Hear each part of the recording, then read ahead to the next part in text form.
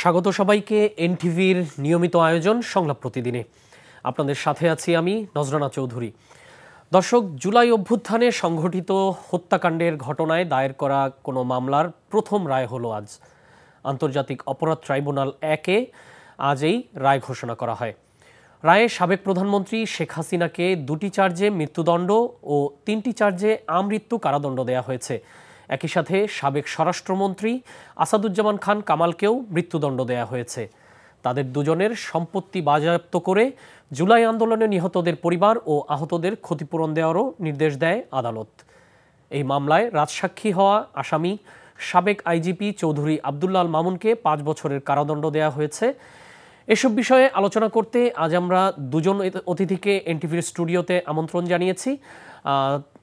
প্রথমেই যার কথা বলবো তিনি আন্তর্জাতিক অপরাধ ট্রাইব্যুনালের প্রসিকিউটর মিজানুল ইসলাম, কিন্তু তিনি দুর্ভাগ্যবশত একটু রাস্তায় আটকে গেছেন। তিনি একটু পরেই আমাদের সাথে যোগ দেবেন।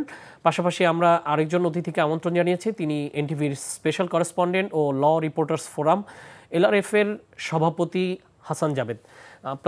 আপনাকে স্বাগত জানাচ্ছি হাসান জাবেদ।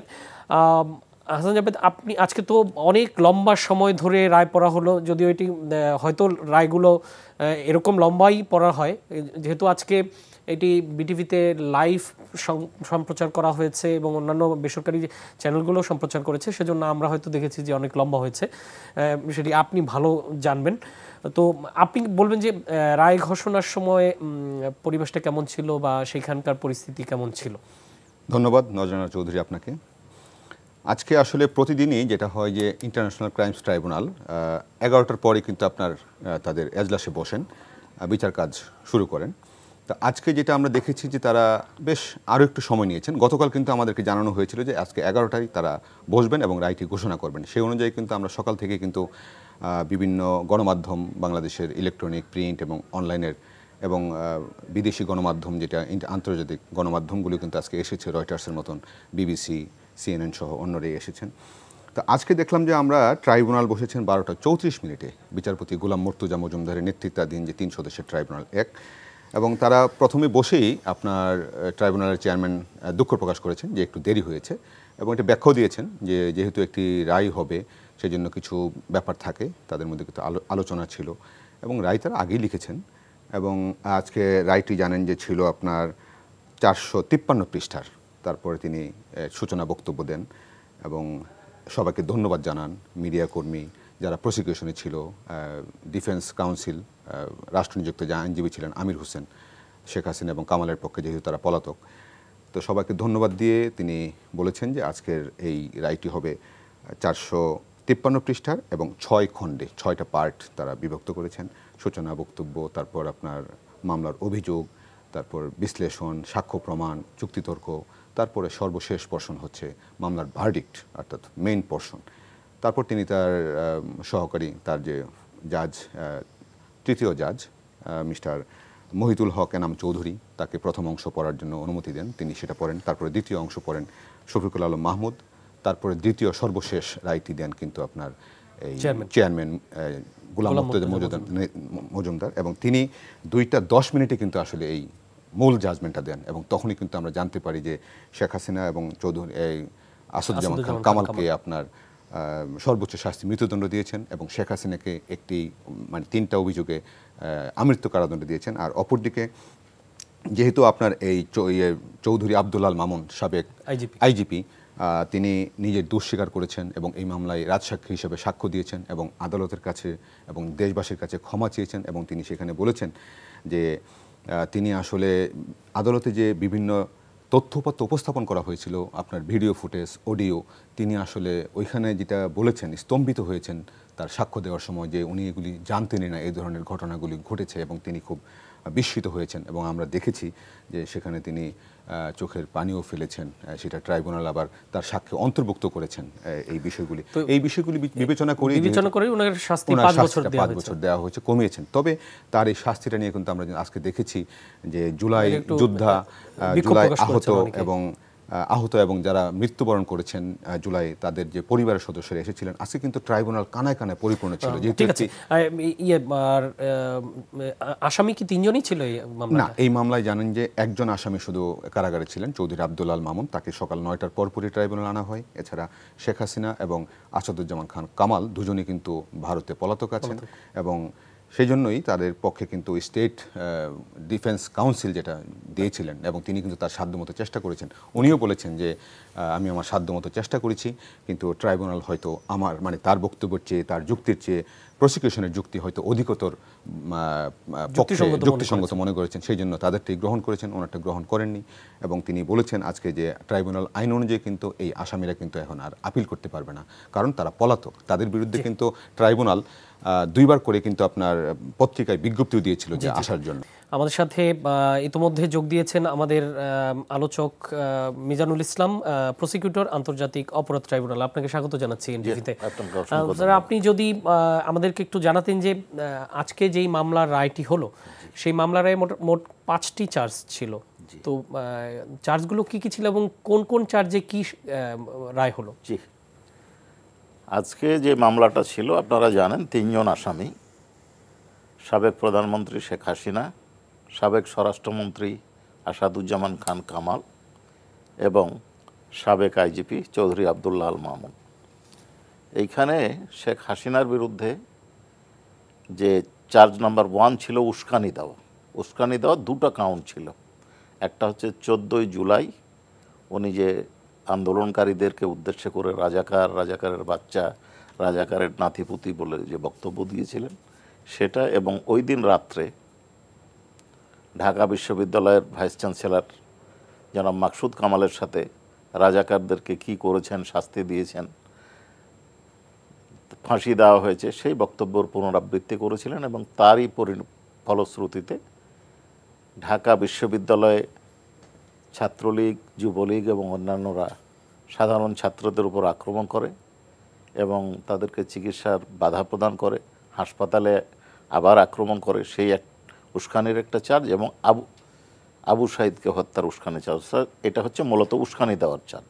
দ্বিতীয় যে চার্জটা ছিল সেটা হচ্ছে অর্ডার দেওয়ার, সারা দেশে ল্যাথাল উইপেন ব্যবহার করা, ড্রোন দিয়ে শনাক্ত করে হেলিকপ্টার ব্যবহার এবং গুলি করে মানুষ হত্যার অর্ডার দেওয়ার দ্বিতীয় অভিযোগ। তৃতীয় অভিযোগ ছিল আবু সাইদকে হত্যার উস্কানি। চতুর্থ ছিল চাংখারপুলে 6 জনকে হত্যা। আর পঞ্চম ছিল আশুলিয়াতে 5 জনকে হত্যার সাথে আর একজনকে আহত অবস্থায় 6 জনকে যে পুড়িয়ে দেওয়া তার শাস্তি। এই 5টা অভিযোগ ছিল। অনারেবল ট্রাইব্যুনাল সাক্ষী ডিসকাশন করেছেন। আজকে তার 453 পৃষ্ঠায় রায় দিয়েছেন।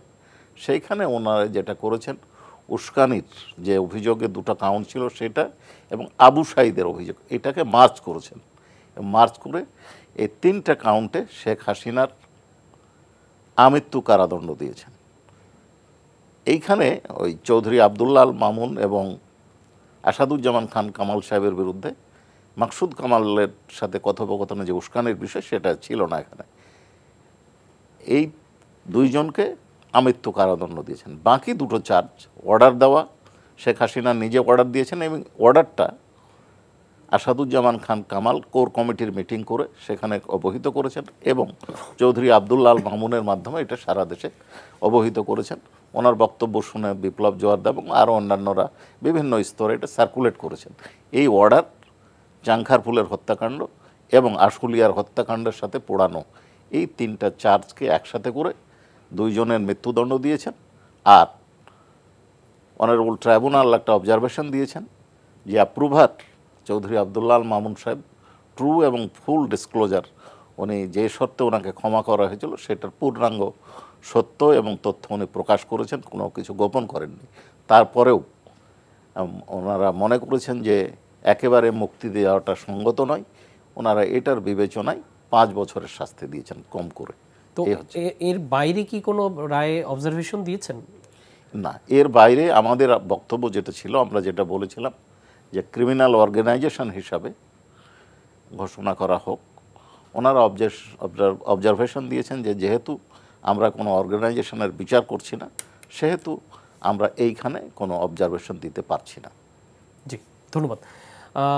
তো আমরা হাসান জাবেদ আপনার কাছে আসতে চাই যে আপনি তো দীর্ঘদিন ধরে আদালত আইন অঙ্গন কাভার করে থাকেন। তো আজকের যে রায়ের বিষয়টি, এটি তো একটি ঐতিহাসিক রায় বলাই যেতে পারে, যে একাধিকবারের প্রধানমন্ত্রীর মৃত্যুদণ্ডের রায় হলো। তো সেই জায়গাটায় আপনি কি মনে করেন যে আদালত প্রাঙ্গণের অবস্থা কেমন ছিল রায় ঘটনার সময়, এবং কারা কারা উপস্থিত ছিলেন, তাদের প্রতিক্রিয়াটা জানতে চাচ্ছিলাম। রাইট, জানাচ্ছি। জুলাই আগস্ট হত্যায় আসলে রায় পাওয়ার জন্য, অর্থাৎ বিচারের জন্য কিন্তু আমরা জুলাই আগস্টের পরবর্তীতে কিন্তু দেখেছি রাস্তাঘাটে জুলাই আহত নিহতদের পরিবার এবং বিভিন্ন কর্নার থেকে কিভাবে এই মামলাটি দ্রুত নিষ্পত্তি করার জন্য দ্রুত কেন কাজ হচ্ছে না, এই প্রেশার কিন্তু একটা ছিল। এবং প্রসিকিউশনে কিন্তু বারবার বলছিল যে তারা তাদের সাধ্যমতো তদন্ত সংস্থার মাধ্যমে তদন্ত করে কাজ এগিয়ে যাচ্ছেন এবং কোনোভাবেই তারা কিন্তু সেটা দেরি করেননি, এবং তারা সেটা প্রতিফলন কিন্তু আজকে ঘটিয়েছেন, তারা চেষ্টা করেছেন। দেখেন, খুব অল্প সময় কিন্তু আসলে আজকে রায়টা এসেছে। এই মামলাটির অভিযোগ পেয়েছিলেন কিন্তু 14/8/2024। তারপরে এই মামলায় অভিযোগ গঠন হইল 10 জুলাই, রাইট, 10 জুলাই। তারপর কিন্তু সাক্ষ্য প্রমাণ যুক্তিতর্ক উপস্থাপন শেষে গত বৃহস্পতিবার কিন্তু এই মামলাটি রায়ের জন্য আজকের দিন ধার্য ছিল। আজকে এই রায়কে কেন্দ্র করে সব মানুষের কিন্তু আগ্রহ ছিল, যারা এই বিচার চেয়েছিলেন তাদের আগ্রহ কমতি ছিল না। যারা ভিতরে আসতে পেরেছেন ট্রাইব্যুনালে এসেছেন, যারা আসতে পারেননি তারা কিন্তু ট্রাইব্যুনালের আশেপাশে অবস্থান নিয়েছিলেন। এবং ভিতরে কারা এসেছিলেন? জুলাই আন্দোলনে যারা সরাসরি এই আন্দোলনে সম্পৃক্ত ছিল, যাদের চোখ হারিয়েছে, যাদের পা হারিয়েছে, যাদের সন্তান হারিয়েছে, তারাও কিন্তু এসেছেন। ভাই হারিয়েছে, বোন হারিয়েছে, তারা কিন্তু এখানে এসেছিলেন। যেমন আমি আজকে কয়েকজনের নামও লিখে এসেছি। চোখ হারানো আমি 5 জনকে দেখেছি যারা চোখ হারিয়েছে, কারোর 2টি চোখই নেই, কারোর 1টি চোখ নেই, এরকম। যেমন সাব্বির আহমেদ, তিনি কুমিল্লার কারণ বাজারে 4 আগস্ট তিনি আহত হয়েছিলেন চোখে। আমজাদ হোসেন নোয়াখালী থেকে এসেছেন, তিনি যাত্রাবাড়ি থাকতেন, 5 আগস্ট তিনি আহত হয়েছিলেন। আমানুল্লাহ রাঙ্গামাটি বাড়ি, তিনি চট্টগ্রামে আহত হয়েছিলেন 5 আগস্ট চোখে কিন্তু। ইবাত হোসেন বাড়ি নরসিংদী, এবং সেই নরসিংদীতেই 19 জুলাই আহত হয়েছিল।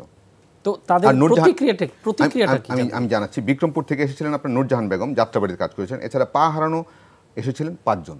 তারা ট্রাইব্যুনালের বাইরে এসে কি বলেছেন? যে তারা ন্যায় বিচারটি পেয়েছেন, তবে তাদের আক্ষেপ হচ্ছে চৌধুরী আব্দুল্লাহ আল মামুন, সাবেক আইজিপি, ওই সময় তিনি আইজিপি থাকা অবস্থায় পুলিশ প্রশাসন যেভাবে গুলি করেছে, লেথাল ওয়েপেন ব্যবহার করেছে, তাহলে এগুলির দায় দায়িত্ব কি ওনার ছিলেন না সুপিরিয়র কমান্ড রেসপন্সিবিলিটি হিসেবে? যদিও তিনি এই মামলায় রাজসাক্ষী হিসেবে সাক্ষ্য দিয়েছেন, সেটা বিবেচনায় নিয়েছেন, যেহেতু ট্রাইব্যুনালকে সহযোগিতা করেছেন সকল তথ্যপত্র দিয়ে, কখন কি হয়েছে, কে নির্দেশ দিয়েছিল, কে কোথায় টেলিফোনে কথা বলেছিল, এবং এই যে পুলিশ প্রশাসনের যে চেইন অফ কমান্ড ছিল না, সেটাও তিনি কিন্তু বলেছেন, এবং তার অনেক জায়গায় কিছু করার ছিল না, সেটা তিনি ট্রাইব্যুনাল বলেছেন। সব কিছু কিন্তু বিবেচনায় নিয়েছেন, নেওয়ার কারণে কিন্তু তাকে ট্রাইব্যুনাল কিন্তু রায় বলেছেন যে সে কিন্তু সর্বোচ্চ শাস্তি পাওয়ারই উপযুক্ত। কিন্তু সার্বিক বিষয় বিবেচনা করে সহযোগিতা করার কারণে তাকে অন্তত 5 বছরের কারাদণ্ডটা দিয়েছেন। এছাড়া কিন্তু আমরা দেখেছি যে বিভিন্ন গণমাধ্যমের কর্মীরা এসেছেন। আমি দেখেছি মুগ্ধর বাবা, পানি লাগবে পানি, যে আপনার জুলাই আগস্ট আন্দোলনে নেমেছিলেন এবং তাকে কিন্তু হত্যা করা হয়েছিল, সেই মুগ্ধের বাবা এবং মুগ্ধের ভাই স্নিগ্ধ, সেও কিন্তু এসেছিলেন, এবং তারাও কিন্তু একই কথা বলেছেন যে রায় দিলেই হবে না, এই রায়টা দ্রুত কিভাবে বাস্তবায়ন করা যায় সেটা তারা বারবার চাচ্ছেন, এবং যেভাবেই হোক আসামি যেখানেই থাকুক সেখান থেকে কিভাবে আনবে, কূটনৈতিক প্রচেষ্টা হোক, কিভাবে আনবে তারা সরকার ব্যবস্থা নিতে হবে, এবং ইন্টারিম গভর্নমেন্টকে তারা বারবার জোর দিচ্ছেন যে আপনারাই দ্রুত এই ব্যবস্থাটা করে যেতে হবে। আর তারা কিন্তু এই মামলা কিন্তু আপিল করতে পারছেন না, যেহেতু আপিল করতে পারছেন না 30 দিন আপিল করার সময়, যেহেতু তারা নাই, তারা এসে অথবা আত্মসমর্পণ করে অথবা গ্রেফতার হয়ে কিন্তু এই আপিল করতে পারবেন। কিন্তু তারা যদি না আসেন, আপিল না করেন, তাহলে রাইট তো কার্যকর করতে হবে তাদের চাওয়া অনুযায়ী, সেটা করতে হলে তাদেরকে আনতে হবে। যদি না আনতে পারেন তাহলে তারা কিন্তু সন্তুষ্ট হতে পারবেন না। জি, ধন্যবাদ। আমি মিজানুল ইসলাম আপনার কাছে জানতে চাই যে শেখ হাসিনা মূল অ্যাকিউজ, যে উনি একাধিকবারের প্রধানমন্ত্রী, বাংলাদেশের একটি অন্যতম বৃহৎ রাজনৈতিক দলের দীর্ঘদিনের সভাপতি, তো দেশের ভেতরে বাইরে নানান জায়গায় তার প্রভাব থাকাটাই স্বাভাবিক। তো সেই জায়গাটায় উনি যেহেতু মেইন অ্যাকিউজ, সেই জায়গাটায় ওনার বিরুদ্ধে মামলা পরিচালনা করতে গিয়ে আপনারা কোনো চ্যালেঞ্জ ফেস করেছেন কি না? আচ্ছা, আপনি একটা গুরুত্বপূর্ণ প্রশ্ন করেছেন। আসলে এই মামলা যখন আমরা তদন্ত শুরু করি, তদন্ত সংস্থার তদন্তকারী কর্মকর্তা ছিলেন মোহাম্মদ আলমগীর সাহেব, উনি তদন্ত করেছেন এবং আমরা তদন্তের কোনো পর্যায়ে কোনো কর্তৃপক্ষ, কোনো ব্যক্তি বা সংস্থা থেকে কোনো ধরনের বাধার সম্মুখীন হয়নি। আমাকে অন্তত তদন্তকারী কর্মকর্তারা এটা জানান নাই। তবে তাদের যদি কোনো সহযোগিতা হয়েছে, আমরা প্রসিকিউশন টিম আপ্রাণ চেষ্টা করেছি তাদেরকে সহায়তা করার, এবং আমরা সহায়তা করেছি। প্রসিকিউশন টিমের একজন সদস্য ছিলেন স্পেশাল ইনভেস্টিগেটিং অফিসার, তিনিও সহযোগিতা করেছেন এবং সার্বিকভাবে কোনো কর্তৃপক্ষর কাছ থেকে এই মামলা তদন্তে আমরা কোনো বাধার সম্মুখীন হইনি। আমি শুধু কর্তৃপক্ষ বলিনি, সার্বিক আমি বলছি যে এই মামলা কোনো ব্যক্তি, প্রতিষ্ঠান, সংস্থা বা সরকারি কর্তৃপক্ষ কারো কাছ থেকে শেখ হাসিনার এই যে জুলাই গণঅভ্যুত্থান চলাকালীন যে মানবতা বিরোধী অপরাধের অভিযোগ, এই অভিযোগ তদন্তে আমরা কোনো বাধার সম্মুখীন হইনি। তবে আমাদের উপর একটা প্রেশার ক্রিয়েট করা হচ্ছিল, সেটা হচ্ছে ভুক্তভোগী পরিবার থেকে, যারা আন্দোলন করেছে, যারা চোখ হারিয়েছেন, যাদের ছেলে মারা গেছে, যার মা মারা গেছে, মা আহত হয়েছে, 2 চোখ অন্ধ হয়ে গেছে। একজন সাক্ষী আমাদের কাছে আসছিলেন, উনি সাক্ষী দেওয়ার পর বললেন যে আমার ছেলে আমাকে আমি কোনো দিন দেখতে পাবো না। তো তাদের একটা আকাঙ্ক্ষা ছিল, দাবি ছিল, কিন্তু আন্তর্জাতিক স্ট্যান্ডার্ড মেনটেন করে ট্রায়াল শেষ করতে হলে কিছু প্রসিডিওর ফলো করতে হয়, কিছু নর্মস মানতে হয়। অনেক সময় তথ্যের ঘাটতি থাকে, এইসব বিভিন্ন কারণে কিছু দেরি হতে পারে এবং স্বাভাবিকভাবে সেই দেরিটাই আমাদের হয়েছে। আমরা অতিরিক্ত সময় নিইনি, আবার কম সময়ও নিইনি। জি জি, ধন্যবাদ।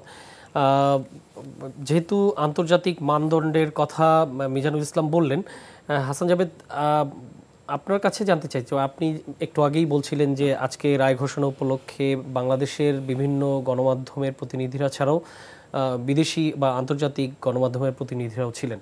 তো আমরা সাধারণত আমাদের দেশের পার্সপেক্টিভে সংবাদ গঠন করি বা সংবাদ প্রচার করি, কিন্তু আন্তর্জাতিক গণমাধ্যমগুলো কিন্তু তারা আরও ব্রডার পার্সপেক্টিভে চিন্তা করে। সেই জায়গাটায় আন্তর্জাতিক মানদণ্ডের দিকটি কি আপনি বলতে পারবেন যে আসলে কতটুকু রক্ষিত হয়েছে এই মামলা পরিচালনার ক্ষেত্রে?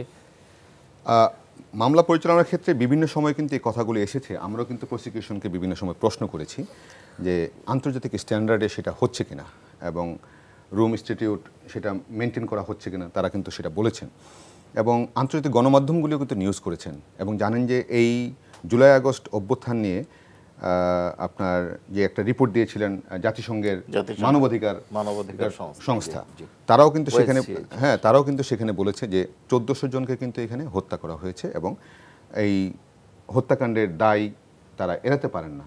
এবং সেগুলিও কিন্তু প্রসিকিউশন তাদের এই রিপোর্টটা কিন্তু আমলে নিয়েছে এবং সেটা কিন্তু তারা ট্রাইব্যুনালে উপস্থাপন করেছেন, ট্রাইব্যুনাল সেটা গ্রহণ করেছেন। আন্তর্জাতিক বিষয়গুলি তারা ফলো করেছেন আমার কাছে যতটুকু মনে হয়েছে।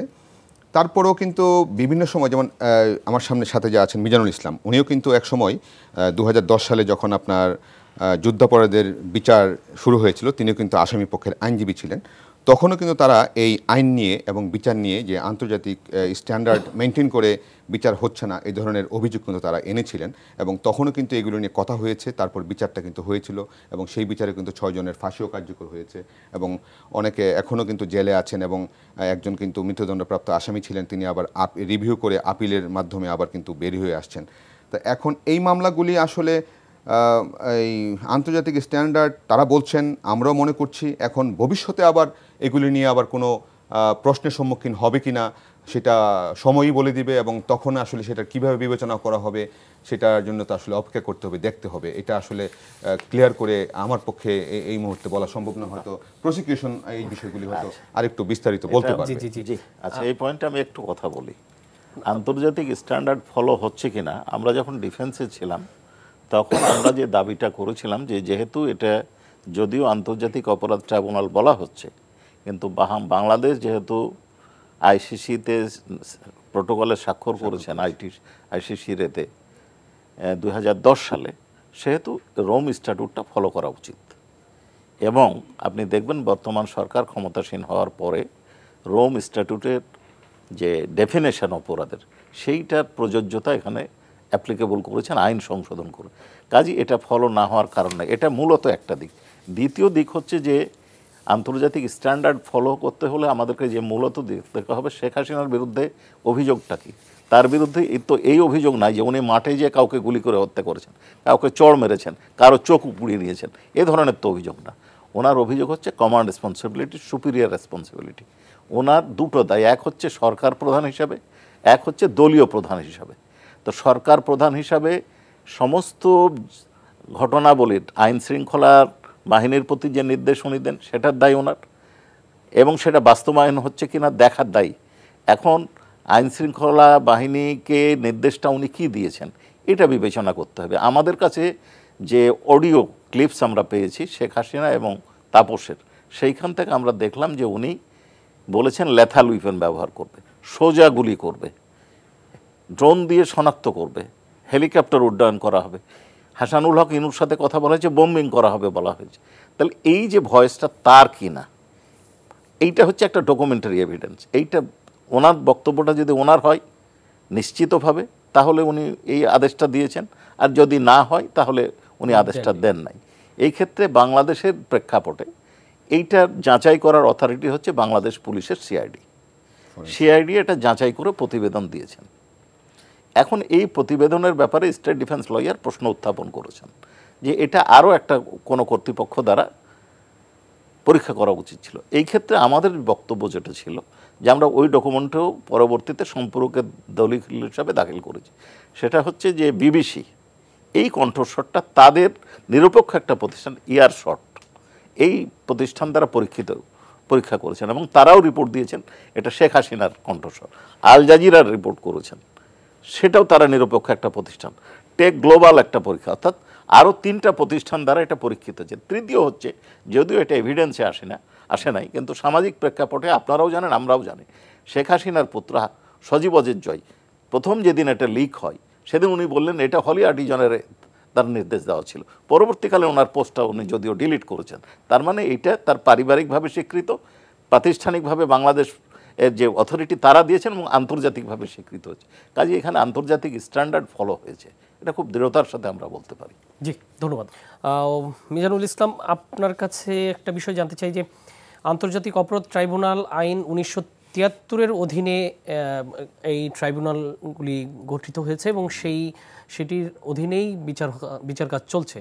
তো এর আগে 2010-এ সংশোধন করা হয়েছিল এবং জুলাই অভ্যুত্থানের পরেও এটি সংশোধন করা হয়েছে। তো আপনার কি মনে হয় যে এই আইনে যে বিচার করলেন এটিকে অনেকে এরকমটি অভিযোগ করেন, বিশেষ করে যারা অভিযুক্ত, যে রাজনৈতিক উদ্দেশ্যেই এই আইনগুলো সংশোধন করা হয়েছে।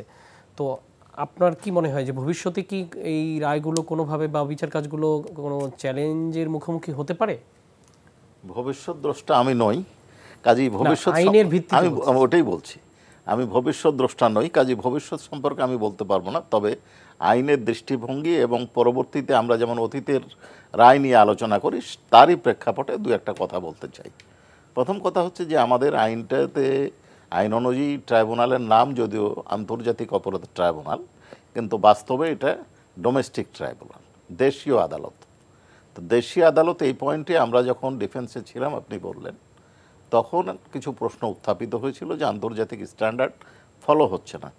সেই ক্ষেত্রে রোম স্ট্যাটুট ফলো না করার বিষয়টি খুব গুরুত্বের সাথে আসছিল।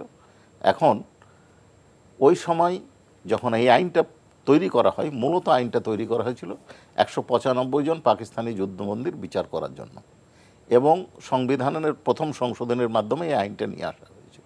সাংবিধানিকভাবে গ্যারান্টি দেওয়া হয়েছিল এই আইনের অভিযুক্তরা কেউ বাংলাদেশের সংবিধান অনুযায়ী যে মৌলিক অধিকার বা হাইকোর্টে আশ্রয় নেওয়ার অধিকার সেটা তাদের ছিল না বা নাই।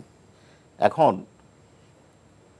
এই আইন যখন অরিজিনাল প্রথম যখন তৈরি করা হয় তখন বিধানই ছিল শুধুমাত্র আর্ম ফোর্সেসের বিচার করার জন্য। পরবর্তীকালে 2009 সালে একটা অ্যামেন্ডমেন্ট করা হয়, এইখানে বেসামরিক ব্যক্তিদের বিচার করারও বিধান সংযুক্ত করা হয়েছে। তো এই অ্যামেন্ডমেন্টটা বর্তমান সরকার করেননি, আগের সরকার করেছেন। তো আগের সরকার অর্থাৎ শেখ হাসিনা সরকার করেছেন এবং তাদের আইনমন্ত্রী তখন ছিলেন ব্যারিস্টার শফিক আহমেদ। এছাড়াও তাদের খুব ভ্যাটার্ন লয়ার ছিলেন, আনিসুল হক সাহেব ছিলেন। তারা বুঝে শুনে আইনটা তৈরি করেছেন। এখন এইখানে এখন যে সংশোধনীটা আনা হয়েছে, সেই সংশোধনীতে কি বলা হয়েছে?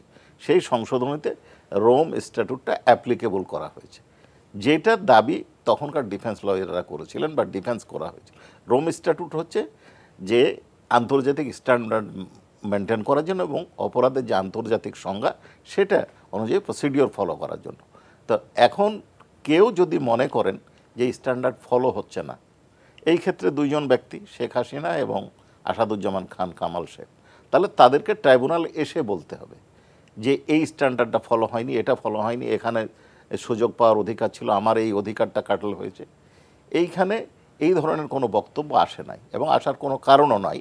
কারণ হচ্ছে যে ট্রাইব্যুনালে আপনারা উনি ছিলেন, অনেকেই দেখেছেন, ওপেনলি অনেক সময় আমরা প্রচার করেছি, আমাদের ওয়েবসাইটে রেগুলার প্রসিডিং প্রচার হয়েছে।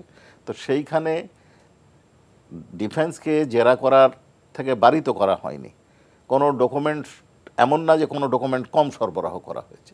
তারা তাদের ইচ্ছামতো জেরা করেছেন, স্বাধীনতা দেওয়া ছিল। এখন এই প্রসিডিওর চ্যালেঞ্জ করতে গেলে আমি আবারও বলছি যে যিনি এটার বিরুদ্ধে অভিযোগ দিবেন তাকে উপস্থিত হতে হবে। একজন পলাতক ব্যক্তি কোনো লয়ার নিযুক্ত করার এখতিয়ার রাখেন না। এবং এই সংশোধনীটাও করা হয়েছে 2009 সালে, 10 সালে। এই আইনটা মূল আইনে ছিল না, পলাতকদের বিচারের সিস্টেম ছিল না। ওইখানে সংশোধন করে দিয়ে বলা হয়েছিল শেখ হাসিনা গভর্নমেন্টের আমলে যে একজন আসামি পলাতক থাকলে কোন পদ্ধতি অনুসরণ করবে। এখানে খুব পরিষ্কার বলা হয়েছিল তার বিরুদ্ধে প্রসেস ইস্যু হবে, প্রসেস ইস্যুর হওয়ার পরে তাকে গ্রেপ্তারের প্রচেষ্টা চালানো হবে। গ্রেপ্তার যদি করা সম্ভব না হয় তখন একটা বাংলা এবং একটা ইংরেজি পত্রিকায় বিজ্ঞপ্তি দিতে হবে একটা রিজনেবল টাইম দিয়ে, এবং সেই সময়ের মধ্যে যদি সে হাজির না হয় তাকে পলাতক ঘোষণা করে বিচার প্রক্রিয়া শুরু হবে এবং state defence lawyer honourable tribunal নিয়োগ করবেন। এই ক্ষেত্রে সেই স্ট্যান্ডার্ডটা ফলো করা হয়েছে। কাজেই এইখানে আন্তর্জাতিক স্ট্যান্ডার্ড বা দেশীয় স্ট্যান্ডার্ড কোনোটারই ব্যত্যয় ঘটে নাই। কাজে খুব স্বাভাবিক প্রক্রিয়ায় এখন যদি ওনারা মনে করেন যে না, এখানে একটা বক্তব্য দেখলাম যে তাকে লয়ার নিযুক্ত করার সুযোগ দেওয়া হয়, তাকে লয়ার নিযুক্ত করার সুযোগ দিতে হলে তাকে আসতে হবে। আমাদের সরকার পক্ষ থেকে ভারতের সাথে বন্দি বিনিময় চুক্তি অনুযায়ী আবেদন করা হয়েছে, কিন্তু ভারত এখন পর্যন্ত কোনো সাড়া দেয় নাই। এখন বিকল্প যে পদ্ধতিটা আছে, ওনারা যদি মনে করেন যে না স্ট্যান্ডার্ড মেনটেন করা হয় নাই, তাহলে আজকে ওনারা আগামীকাল আসুক, সারেন্ডার করবে, তারপরে আপিল বিভাগে আপিল করবেন, তাদের বক্তব্য উপস্থাপন করবেন। জি, ধন্যবাদ। হাসান জাভেদ, আপনাকে জানতে চাই যে আপিলের বিষয়টা কি হবে? মানে আমার কাছে একটু জিনিসটা এক ধরনের খটকা লাগছে যে দুজন মূল আসামি যাদের মৃত্যুদণ্ড হয়েছে তারা গ্রেপ্তারই হন নাই, এবং দেশের ভেতরেও যেহেতু নাই, গ্রেপ্তার হওয়ার সম্ভাবনাটাও ক্ষীণ। যদি ভারত হস্তান্তর করে সেই ক্ষেত্রে অন্য কিছু হতে পারে, কিন্তু তাহলে এখন আসলে এই রায়ের কার্যকারিতা কতটুকু? রায়ের কার্যকারিতা তখনই হবে যখন তাদেরকে গ্রেফতার করা যাবে, যখন তাদেরকে আনা যাবে, বন্দি প্রত্যর্পণ চুক্তি বলেন বা আন্তর্জাতিক সহযোগিতা বলেন এবং ইন্টারপোলের মাধ্যমে। এবং প্রসিকিউশন কিন্তু বলেছে যে গভর্নমেন্ট অবশ্যই আবার ইন্টারপোলের মাধ্যমে তাদের কাছে এখন যে রায়টা দিয়েছে এই রায়টা সহ আবার তাকে ফিরিয়ে দেওয়ার জন্য চেষ্টা করবে। ইন্টারপোলে আমি যতদূর জানি ইন্টারপোল আসলে রাজনীতিবিদদের নিয়ে ডিল করে না, এটা ইন্টারপোলের ম্যান্ডেটে আছে যতদূর আমি জানি। এখন এটা হচ্ছে আমাদের যে পররাষ্ট্রনীতি, আমাদের পররাষ্ট্র মন্ত্রণালয় তারা কতটুকু এটা হ্যান্ডেল করবে, রাজনৈতিক সহযোগিতা ও আন্তর্জাতিক সহযোগিতার মধ্য দিয়ে কিন্তু এটা আসতে হবে, এবং সেটা না আসা পর্যন্ত কিন্তু আসলে এই রায় কার্যকর করা সম্ভব হচ্ছে না। কারণ ব্যক্তি না থাকলে আপনি ফাঁসি কার্যকর করবেন কার? সেক্ষেত্রে তো এটার এখন একটু আগে বলছিলেন আপনি যে 30 দিনের মধ্যে আপিল করতে হবে, যদি আপিল না করা হয় তাহলে কি হবে? আপিল না করা হলে এটার আর কার্যকারিতা থাকবে না, আপিল করার সুযোগ থাকবে না। কিন্তু আমরা দেখেছি যে অনেক সময় 30 দিনের পরে যদি ওনাদেরকে গ্রেফতার করা হয় তখন কি ডিরেক্ট রায় কার্যকর করা হবে? সেটা রায় কার্যকর করা যাবে, আইনি প্রক্রিয়ার মধ্যে চলবে। তখন তারা নিশ্চয়ই হয়তোবা এরকম একটা গ্রাউন্ড হয়তোবা দাঁড় করাতে পারে, সেটা মিজানুল ইসলাম আরও ভালো বলতে পারবেন। গ্রাউন্ডটা এরকম হতে পারে যে আমি এই প্রেক্ষাপটে এই অসুবিধার জন্য আমি টাইমলি আসতে পারি না, আমার এই সময়টা ক্ষমা করে আমাকে আমার অ্যাপিলটা গ্রহণ করা হোক। তখন আপিল বিভাগ যদি আপিল গ্রহণ করে সেটা আবার শুনানি হতে পারে, সেক্ষেত্রে হয়তো ভিন্ন চিত্র হতে পারে। ভিন্ন চিত্র বলতে তাদের ফাঁসি যে মার্জনা হয়ে যাবে তা না, শুনানি শেষে আপিল বিভাগের সিদ্ধান্ত নেবে, সেটা হতে পারে।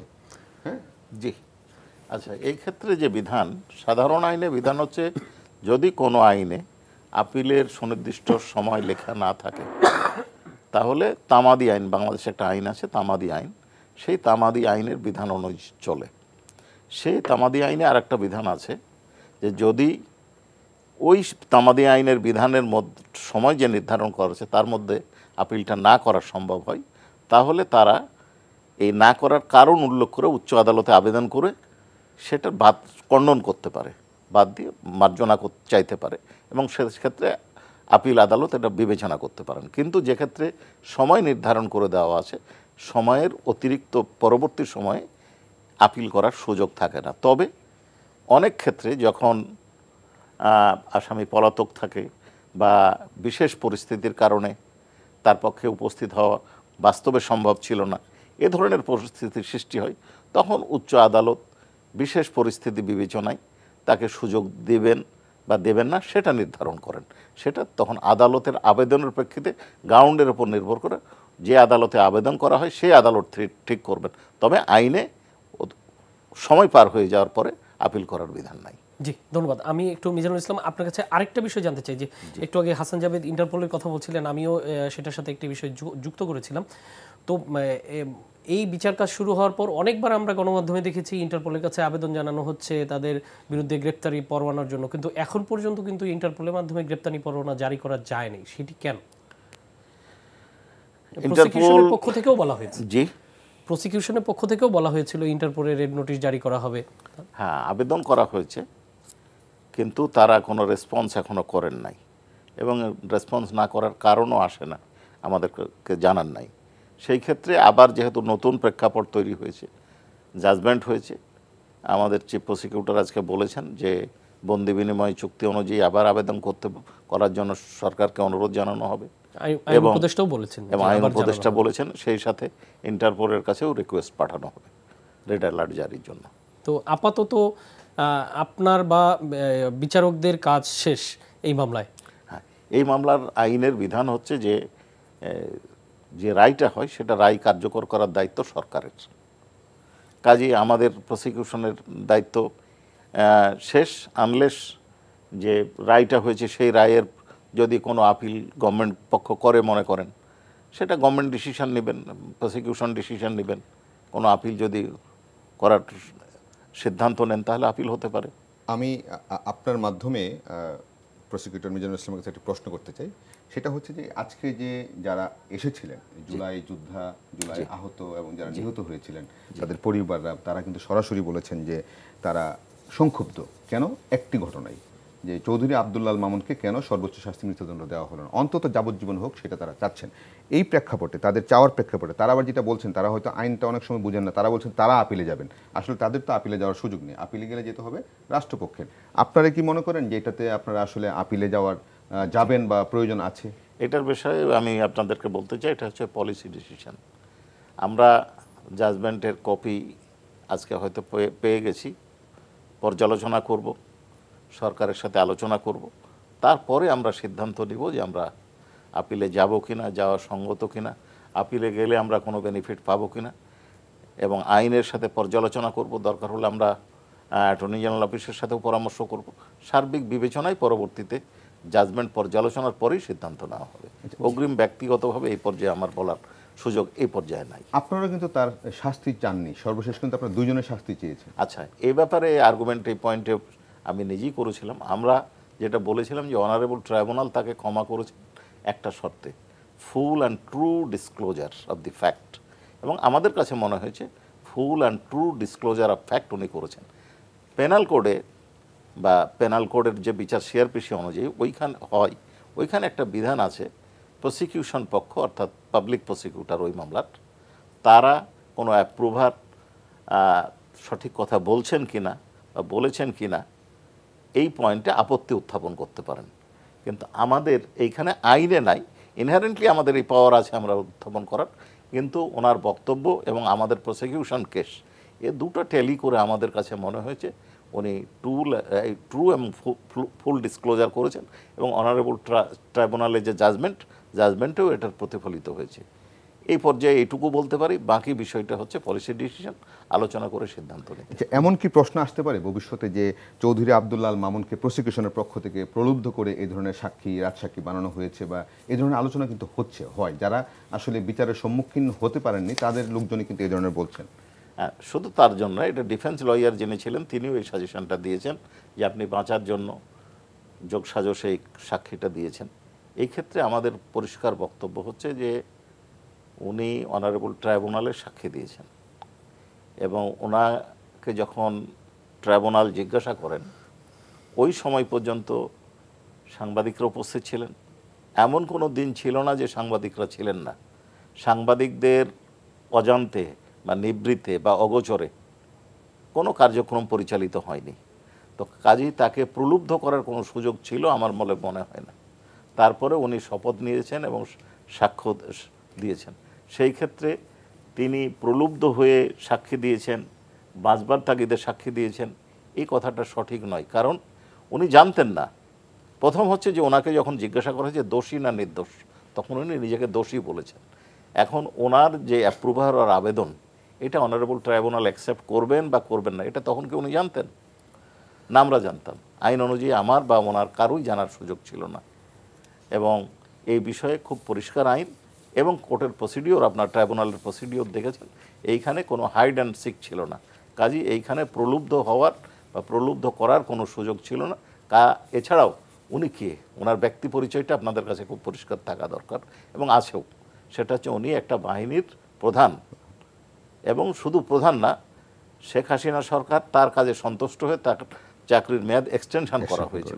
কাজে উনি কেন প্রলুব্ধ হবেন এবং ওনাকে কিভাবে প্রলুব্ধ করা হবে, এটা আমার কাছে বোধগম্য নয়। বাঁচার জন্য বা এরকম আর কি। আমি মিজানুল ইসলাম আপনার কাছে আরেকটা বিষয় জানতে চাই যে অপরাধ ট্রাইব্যুনালে এখন কতগুলো মামলা চলমান আছে এবং এই বছর 2025-এর মধ্যে কয়টি মামলার রায় হতে পারে বলে আপনি আশা করেন? এইটা খুব শক্ত প্রশ্ন, কয়টি রায় হতে পারে এটা বলা। আমাদের মোট 10টা মামলা ফর্মাল চার্জ আমরা এ পর্যন্ত পুনর্গঠিত ট্রাইব্যুনালে দাখিল করেছি। গতি প্রকৃতি দেখে যদি আমি সেটাই বলছি, ফোরকাস্ট করেন, এই 10টার মধ্যে একটা মামলা নিষ্পত্তি হলো। এখন বাকি 3টা মামলার সাক্ষী চলমান আছে। একটা হচ্ছে চাংঘারপুল, একটা আশুলিয়া, একটা আবু সাইদ। এছাড়া আরও 2টো মামলা, হাসানুল হক এনু সাহেবের বিরুদ্ধে যে মামলাটা হয়েছে সেটার এভিডেন্স শুরুর ডেট আছে 30শে নভেম্বর, আর হানিফের বিরুদ্ধে 25শে নভেম্বর। তো এই 2টো মামলার আরও একটা মামলা আছে রামপুরায় যে কার্নিশে ঝোলানো হয়েছিল, সেই মামলার সাক্ষ্য গ্রহণ চলছে। তা আমরা আশা করছি যে এই মাস অথবা সামনের মাসের প্রথম সপ্তাহের মধ্যে আশুলিয়া এবং চাংখারপুলের মামলার সাক্ষ্য গ্রহণ শেষ হবে। এবং রামপুরা যে মামলা, যে কথাটা বললাম যে কার্নিশে ঝুলন্ত ছেলেটাকে গুলি করার যে ঘটনা, সেটাও সাক্ষ্য গ্রহণ আগামী মাসের মধ্যে শেষ হয়ে যাবে। 3টার মামলার সাক্ষ্য গ্রহণ শেষ হবে। যদি আমরা আর্গুমেন্ট শেষ করতে পারি তাহলে আশা করি যে জানুয়ারির ফার্স্ট উইকে হয়তো আমরা রায় পেলেও পেতে পারি। আর আবু সাইদের মামলা একটা বড় মামলা, অনেক এভিডেন্স, এটা হয়তো জানুয়ারির প্রথমার্ধ লাগতেও পারে সাক্ষী শেষ করতে। জি, সেই ক্ষেত্রে আরেকটু পিছিয়ে যাবে। তো আপনি তো ওই 71-এর যুদ্ধাপরাধীদের যে বিচার কাজ হয়েছিল সেটির আসামিপক্ষের আইনজীবী হিসেবে কাজ করেছেন, এখন আবার ঠিক উল্টো সরকার পক্ষের আইনজীবী হিসেবে কাজ করছেন। আপনার দৃষ্টিতে একই ট্রাইব্যুনাল, তো সেই জায়গায় দুই বিচার কাজের কোনো পার্থক্য কি দেখেন? প্রথম কথা বলি যে 71-এর যুদ্ধাপরাধীদের কোনো বিচার কিন্তু হয়নি বাংলাদেশে। ওয়ার ক্রাইমসের বিচার হয়নি, বিচার হয়েছে মানবতা বিরোধী অপরাধের। মানবতা বিরোধী অপরাধে আমরা পার্টিকুলার কিছু আসামির বা ব্যক্তির পক্ষে ছিলাম।